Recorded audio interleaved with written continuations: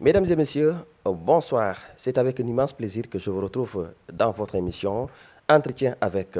Alors, dans ce nouveau numéro, nous recevons Madame Sophie Koulibaly Mbeng, elle est financière. Madame Mbeng, bonsoir. Bonsoir Elage, c'est toujours un plaisir de te recevoir vu la qualité des échanges que tu proposes. Bonsoir à l'ensemble du public qui nous suit.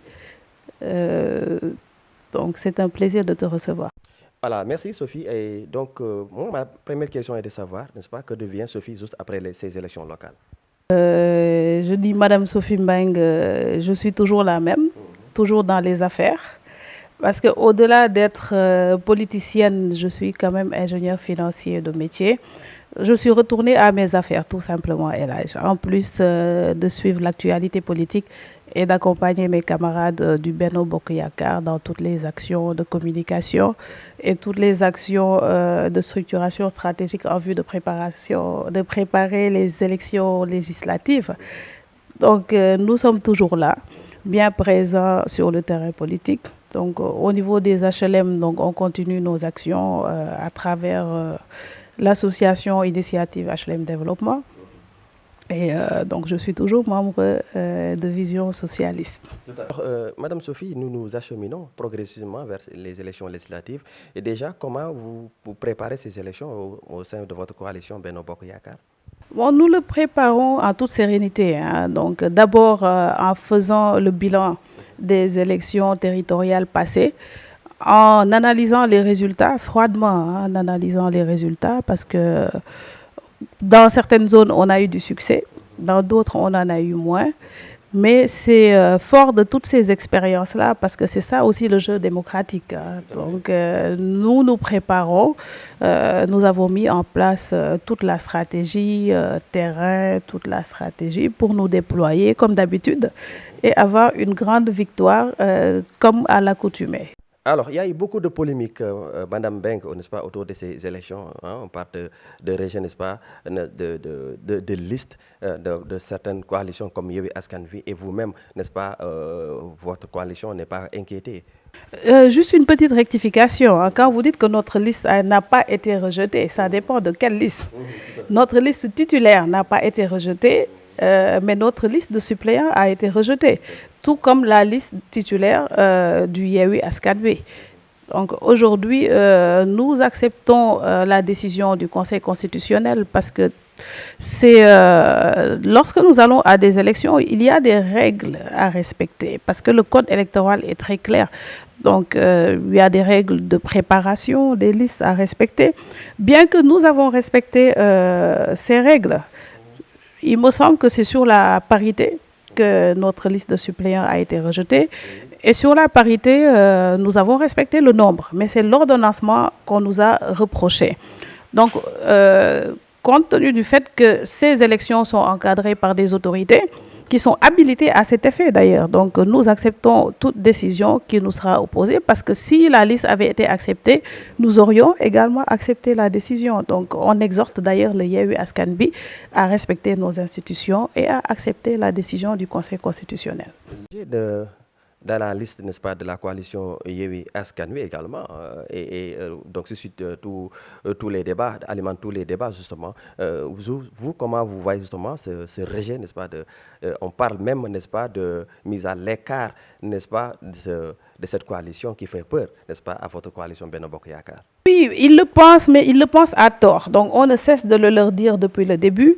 Mais ironie du sort, hein, parce que le leader de Yewwi Askan Wi, très tôt, il est sorti sur sa page Facebook pour déplorer la mauvaise préparation de leur liste et dire lui-même qu'il ne serait pas de la course. Donc, aujourd'hui, nous sommes étonnés de voir cette même personne décrier la décision du Conseil constitutionnel, puisque ce sont des règles à respecter. Donc, ce sont des règles électorales qui s'opposent à tout Sénégalais qui a le droit de proposer des listes et de dire qu'il souhaite participer aux prochaines élections législatives. Donc, tout comme sa coalition, qui ne fera pas exception d'ailleurs, hein. Donc, ils se sont trompés sur leur liste. Ils n'ont qu'à accepter leur forfaiture, parce que la loi s'appliquera à tout le monde. Alors, vous avez parlé, n'est-ce pas, du leader de Yewwi Askan Wi. Ousmane Sonko vous fait-il peur, Madame Sophie Koulibaly Mbeng? Mais peur pourquoi? Nous sommes déjà allés aux élections contre lui. Donc ce n'est pas la première fois qu'on va affronter le leader du Yewwi Askan Wi. On l'a déjà affronté, on l'a battu. Il n'est même pas venu en deuxième position, il est venu en troisième position aux dernières élections présidentielles, si je me souviens. Donc il n'y a aucune raison pour qu'il nous fasse peur. Aux élections territoriales, ils ont gagné certaines grandes localités, mais c'est le jeu démocratique qui veut ça. Nous n'avons pas peur de la concurrence, une fois de plus. Nous sommes arrivés en tête aux dernières élections territoriales. Donc si on va en termes de voix majoritaires, aujourd'hui, si c'était des élections législatives ou des élections présidentielles, nous les aurions gagnées. Voilà, nous avons également constaté, Madame Mbengue, justement, une certaine violence, n'est-ce pas, dans les discours de certains hommes politiques qui n'honorent pas forcément la démocratie sénégalaise. Et un commentaire, n'est-ce pas, sur ces violences notées dans les discours d'hommes politiques? Donc la violence dans cette pré-campagne, déjà, je la déplore. Elle la décrit fortement. Parce que dans une grande démocratie comme le Sénégal, quand même, qui a connu plusieurs alternances de régime présidentiel, nous sommes passés du président Senghor au président Abdou Diouf, au président Abdoulaye Wade, pour arriver au président Macky Sall, sans aucun problème. Le jeu démocratique a toujours été clair. Aujourd'hui, nous nous targuons au niveau des institutions internationales comme les Nations Unies, la Banque mondiale, qui décrivent le Sénégal comme un pays relativement stable. Donc cette stabilité, on la doit aux maturités des hommes politiques qui sont passés par là et qui ont su préserver les institutions, les rendre à chaque fois plus fortes. À chaque magistrature, nos institutions en sortent grandies. Et aujourd'hui, nous n'attendons pas moins du président Sall parce qu'il est en train de poser les jalons en ce sens. Nous avons toujours eu des élections transparentes, démocratiques, où les Sénégalais ont librement choisi celui qui doit les représenter. Et il n'y a pas de raison pour qu'il y ait des violences préélectorales ou post-électorales. Il faut tout simplement respecter la volonté du peuple. Mesdames et messieurs, je rappelle que vous suivez votre émission, Entretien avec notre invitée du jour, Madame Sophie Coulibaly Mbengue. Elle est ingénieure financière, mais également très engagée et membre, n'est-ce pas, de la coalition Benno Bokk Yakaar. Alors, Madame Mbengue, nous allons maintenant parler de toute autre chose, n'est-ce pas, avec la diplomatie religieuse. Le Sénégal est honoré puisque notre guide, le Khalife général, des Niassènes, est parvenu à régler un conflit, n'est-ce pas, au Soudan. Un commentaire, une appréciation justement sur cette victoire diplomatique religieuse? C'est une grande fierté aujourd'hui. C'est un sentiment de fierté vraiment que je nourris par rapport à cette action du Khalife général des Niassènes, Chérif Mouhamadou Mahi Niass, à qui je rends hommage et j'en profite pour rendre hommage à toute la communauté niassène parce que c'est une grande victoire diplomatique. Je dis bien diplomatique parce qu'eux, ils ont aussi un rôle à jouer de représentation parce que c'est des autorités sénégalaises, à chaque fois qu'ils se déplacent, ils portent le Sénégal. Et aujourd'hui, là où les Nations Unies ont échoué sur cette mission, parce qu'ils ont tenté plusieurs médiations au niveau du Darfour, ils ont quand même réussi à réunir des ethnies ennemies et à les mettre autour d'une table pour trouver des solutions. Et vraiment, c'est à saluer et on leur souhaite vraiment d'être encore plus forts et d'avoir plus de spiritualité, qu'on dit, pour apaiser des tensions et au Sénégal et en dehors du Sénégal. Alors, vous le disiez tantôt, là où certains politiques ont fait échec, la diplomatie religieuse et certains hommes religieux sont parvenus effectivement à régler ce cas. Alors, on va parler peut-être un peu du voyage du chef de l'État, le président Macky Sall, en Ukraine. Une analyse, comment vous analysez justement ce voyage? Quelle est l'opportunité, n'est-ce pas, du voyage du chef de l'État pour rencontrer, c'est pas en Ukraine, mais en Russie, pour rencontrer le président Vladimir Poutine? Je vais me répéter, je dis encore, j'ai un sentiment de fierté d'être sénégalaise. Parce qu'aujourd'hui, le président Macky Sall a démontré tout ce qu'on attendait de lui. Et on n'attendait pas moins d'ailleurs. Parce qu'au niveau du Sénégal, déjà, il a vécu des situations difficiles où l'opposition l'a affronté violemment, virulemment, et il est toujours resté serein. Et il a toujours privilégié les institutions, il a toujours privilégié la diplomatie, la discussion. Et une fois de plus, par le parcours de cet homme, on pouvait entrevoir tout le potentiel qu'il a pour représenter dignement le Sénégal au niveau des institutions internationales, mais également dans le cadre de ce conflit entre l'Ukraine et la Russie. Le président a fait preuve de dextérité parce que déjà, il est resté neutre au début du conflit pour éviter de fermer toute porte de négociation ou toute porte de communication qui pourrait défavoriser l'Afrique. Parce qu'aujourd'hui, il ne représente plus que le Sénégal. Il représente l'Union africaine. Donc, en tant que représentant de l'Union africaine, je trouve qu'il a très bien négocié son déplacement en Russie. Ce qui n'empêchera pas un déplacement en Ukraine, parce que si on suit son interview, c'est ce qu'il a dit. C'est ce qu'il dit, parce qu'il dit qu'il ne l'exclut pas. Que si quelqu'un l'invite, il ira. Parce qu'il ne faut pas oublier que ce n'est pas à son initiative. Il a été invité par le président russe pour aller discuter des questions qu'ils ont déjà abordées lors de précédents entretiens. Aujourd'hui, d'aller discuter pour justement éviter qu'une crise alimentaire profonde s'installe en Afrique, et particulièrement au Sénégal, parce qu'on peut l'anticiper déjà avec l'hivernage qui arrive, que notre production céréalière n'est pas assez pour nous permettre d'avoir une autosuffisance aujourd'hui. Et le président a anticipé. Il a anticipé, on sent les prémices, mais ce n'est pas encore la crise profonde parce qu'il arrive à trouver des solutions justement pour éviter la flambée de ces prix-là. Oui, on parlait de l'impact de cette guerre sur nos économies, puisque aujourd'hui le constat est qu'il y a une certaine flambée des prix. Vous êtes économiste, je le disais tantôt, financière. Hein, donc, comment vous analysez justement cette guerre et son impact, n'est-ce pas, sur nos économies, Madame Beng? Oui, je vais dire l'impact de cette guerre. L'impact de cette guerre a été justement accentué par l'impact du Covid qui est déjà passé par là. Parce que n'oublions pas qu'on est encore dans une période où le Covid-19 a touché le monde, mais de plein fouet, et a déjà entraîné une flambée des prix. Aujourd'hui, dans ce contexte inflationniste, naturellement, lorsque nous avons une guerre qui plus est, se passe dans un pays qui est fortement exportateur d'énergie et de matières premières, donc en direction de l'Asie, mais en direction de l'Europe et de l'Afrique. Mais l'Afrique, aujourd'hui, nous serons plus touchés parce que nous sommes un pays qui est loin d'être autosuffisant en alimentation, comme je disais, et en énergie aussi. Et en énergie, parce que nous recevons énormément de céréales d'Ukraine, nous recevons de l'énergie aussi, nous recevons de la Russie également des céréales, mais des engrais. Et aujourd'hui, si nous n'avons pas ces engrais-là pour notre culture, pour nos cultures, et si nous ne recevons pas ces céréales-là, ça causera forcément des difficultés sur les prix.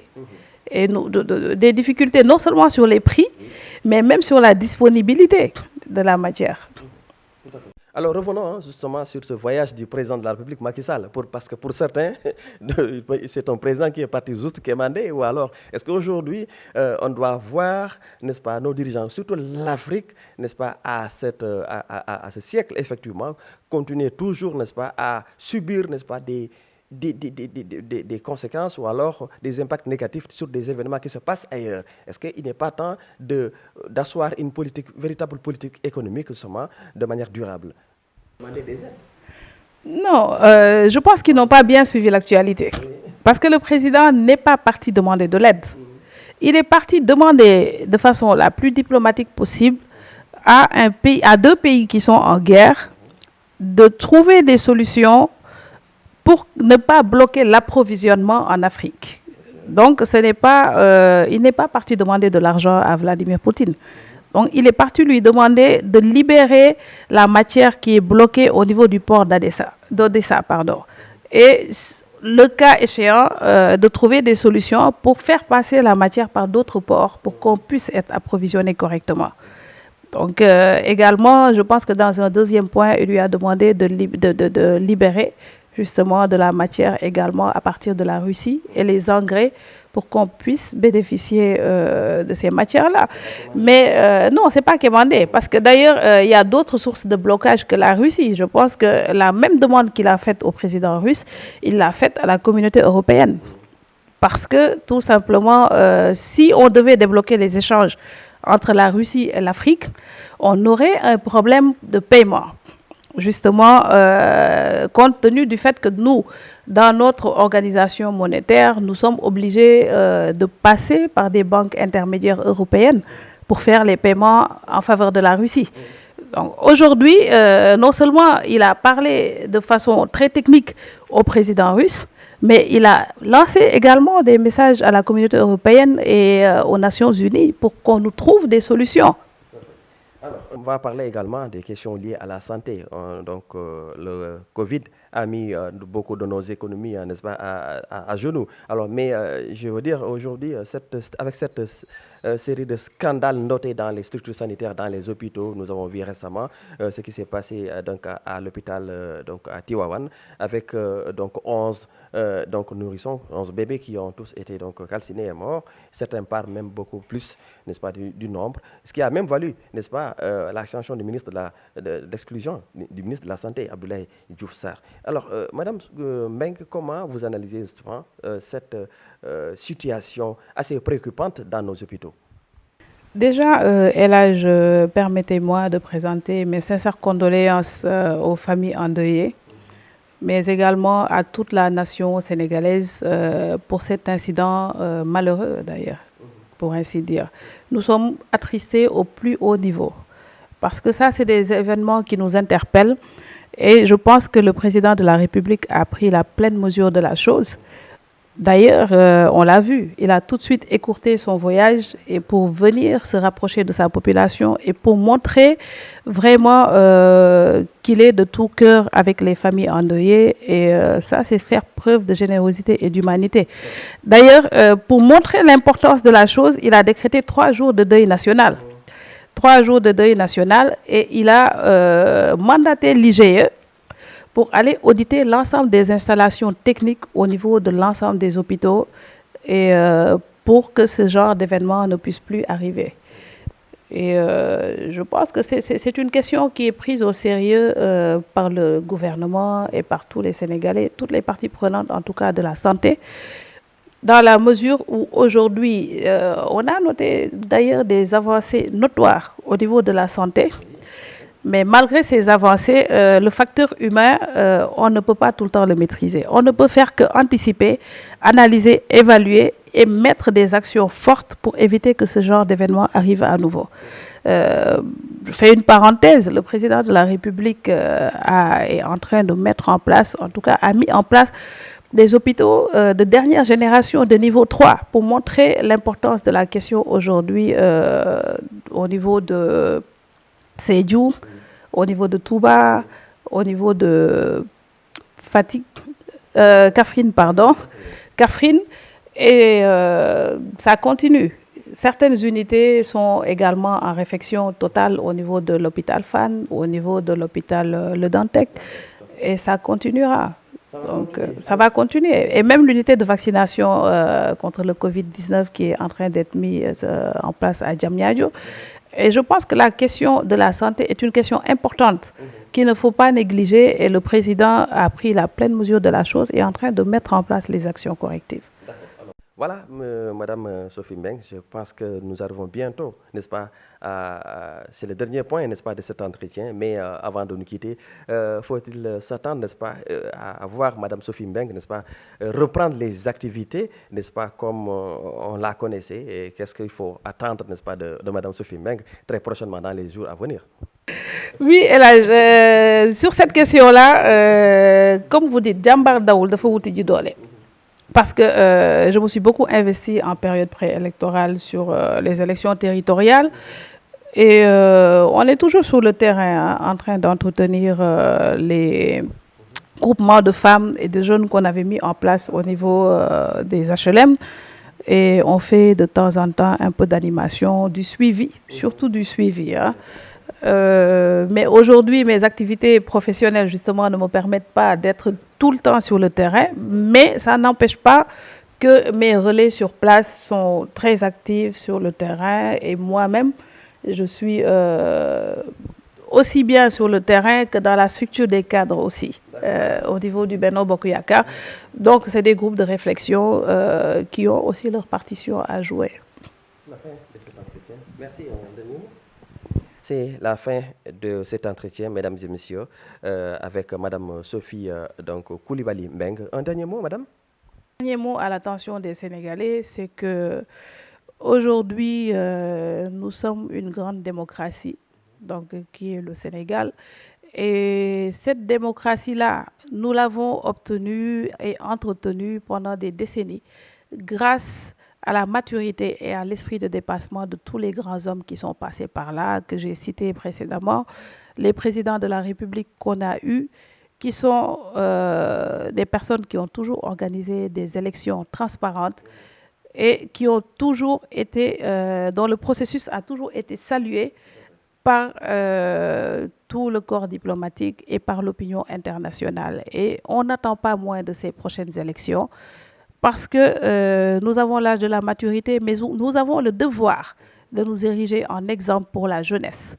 Et nous avons l'obligation de préserver les legs démocratiques que nous avons eus et même de poser notre pierre à l'édifice. C'est-à-dire, même si nous avons des divergences d'opinion, nous avons le devoir de les traduire dans les urnes au soir du 31 juillet et de ne pas créer de troubles à l'ordre public. Merci El Hadj et à très bientôt.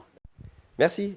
Alors, on va se donner donc un rendez-vous donc très prochainement. C'était votre émission Entretien avec qui recevait Madame Sophie Coulibaly Mbeng. Elle est ingénieure financière, très engagée également. Vous l'avez donc tout au long de cette émission entendu justement à travers ces interventions. On va donc se donner rendez-vous très prochainement avec un nouveau numéro de votre émission Entretien avec, si Dieu le veut. Passez d'excellents moments en compagnie de nos programmes. Au revoir.